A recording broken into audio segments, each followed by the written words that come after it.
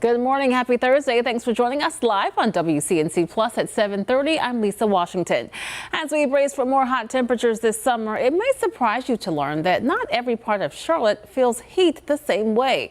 Some areas can actually feel several degrees hotter, even if they're only a few blocks apart. WCNC Charlotte's Destiny Richards is live in Charlotte this morning. And Destiny, this is something that Charlotte is trying to address. Yeah, believe it or not, there is a reason why some parts of Charlotte feel hotter than others. This is something that is measured and tracked. It's called an urban heat island. So all the pavement and the buildings and the concrete in our city, they absorb heat throughout the day, and then that's released at night. And that's generally why cities are hotter than rural areas. Now, according to Charlotte heat mappers, areas like Uptown, South End, and Noda are heat hotspots due to less vegetation and ongoing development. Experts say tree cover is a powerful defense, and that's what you'll find on our greenways, in parks, and in suburban neighborhoods. They don't just provide shade, they cool the air by releasing water vapor through their leaves, which is a process called transpiration. But not all neighborhoods have equal access to this relief. That's why local groups like TreesCharlotte are working to plant more trees, especially in neighborhoods that need them the most. When you see a more affluent neighborhood, usually the tree canopy is more robust, and they have the benefit of having those bigger, older trees because they were planted there historically a long time ago. So what TreesCharlotte, what we are trying to do to combat that is to focus on planting in the most underserved and under-canopied neighborhoods in Charlotte. Our mission is to first focus on those areas to try to build back those canopies.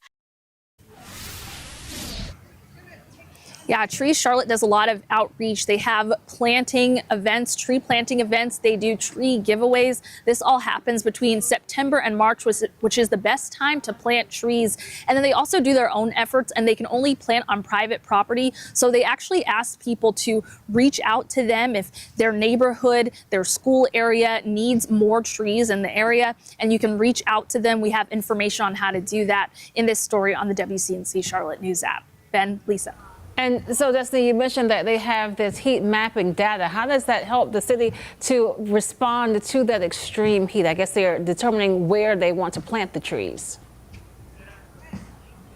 Yeah, so outside of TreesCharlotte, I also spoke with Matthew Easton. He is a professor, an associate professor of meteorology at UNC Charlotte. He's also a part of Charlotte Heat Mappers, which I needed him to explain the urban heat island effect, to explain heat mapping in general. And basically on one day back in July last year, they had 60 volunteers as a part of Charlotte Heat Mappers, and they put sensors on their cars. They drove through planned areas of Charlotte on planned streets at different parts of the day. So in the morning, the afternoon, and at night. And that's when they found what areas of Charlotte were the hottest. So basically surrounding Uptown, Noda, South End. He specified near the rail trail, especially areas that have a lot of development and concrete and things like that. And then it's actually areas like where we're at in South Charlotte. We are in Freedom Park.